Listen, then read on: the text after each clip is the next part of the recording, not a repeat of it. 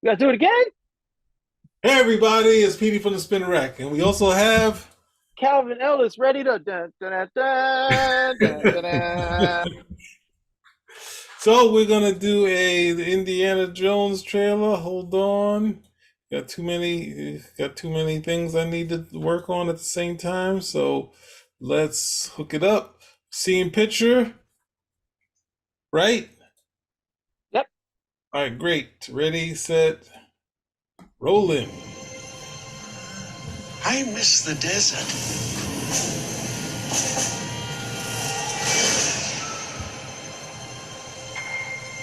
I miss the sea.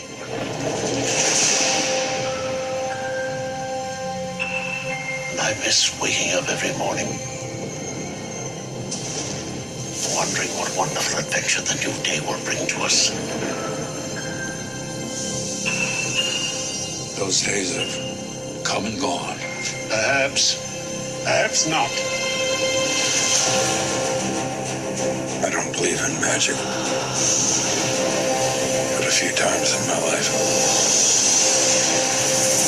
I've seen things I can't explain.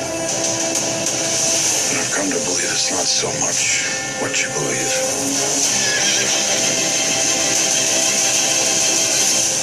It's how hard you believe it.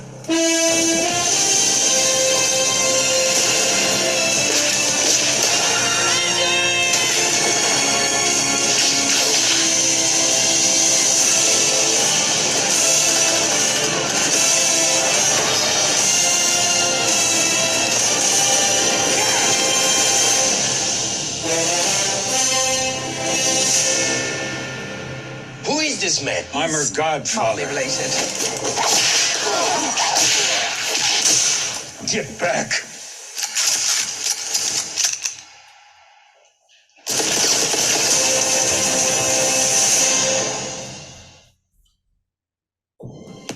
So we just survived the Indiana Jones trailer, The Dial of Destiny. But feels like I'm calling it. I'm calling it Rotary Dial. What are you calling it?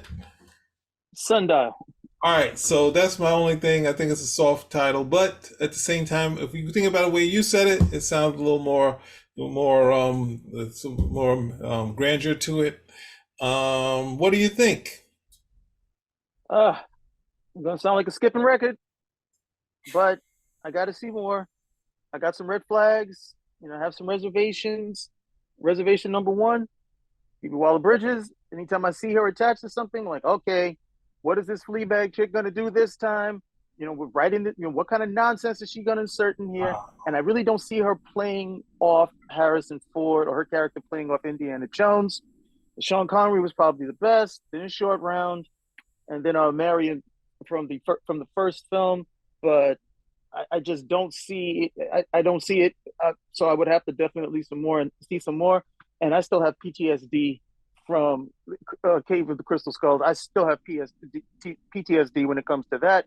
That film was one of the few films in my life that I have ever gotten up and walked out of, where I just said, I got to go see something else. Why would you make an Indiana Jones film if you're not going to make a good one?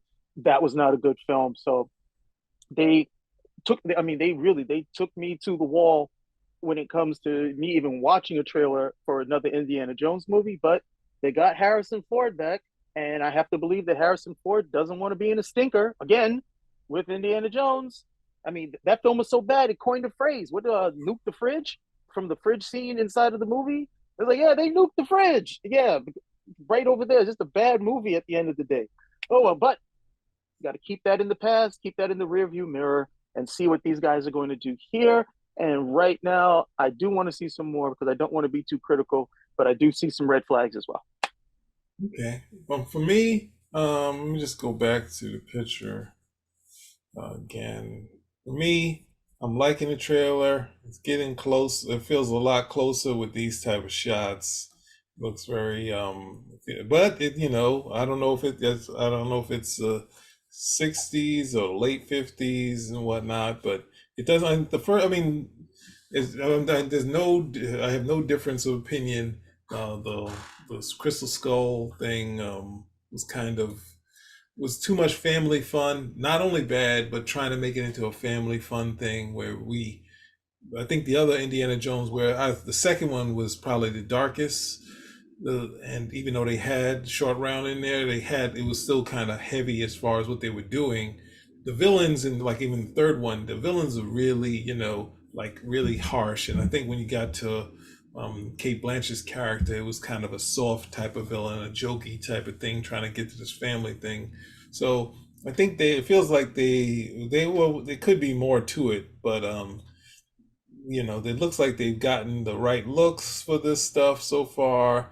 It looks like they're trying to be serious, even though they do have a joke at the end of this. These sort of looks and locations look pretty decent. With the updated stuff, there's going to be some face stuff, or, pulling shots of Harrison from somewhere else and putting in some young faces on there. But that's only for flashback. That's what I think Mars, when I talked with him about it, he was struggling with. He didn't want it to be a whole young Indy using his face and him, but it's just like, it's just for some flashbacks. So they had that technology.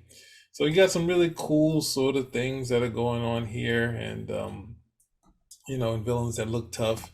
You got Homegirl in there from Fleabag, which is, they're kind of doing she's the Sean Connery, get the British accent instead of doing Mutt the son, because I don't think they paid off having the son, the illegitimate son there, and having him having the contrast of someone who's like struggling with it, like the rebel without a cause type of feel, if you're going to go for the 50s type of thing. But it was a family type of thing. But yeah, this one has, and look at the looks of all the stuff, all of the detail that they got in these things. If you're going to be these current sort of filmmakers where you digitally put everything in at the end, I'm not saying this is all digitally put in, but they have a lot of stuff here that makes it really make it pop. I think they tailored, but I was hoping they would tailor the outfit so it works with him being older. So yeah, so far for me, visually and the bits they've shown, I do have the same feeling upset over the Crystal Skull, but there's a lot of cool things that I'm seeing here that I'm hoping carry through to the film.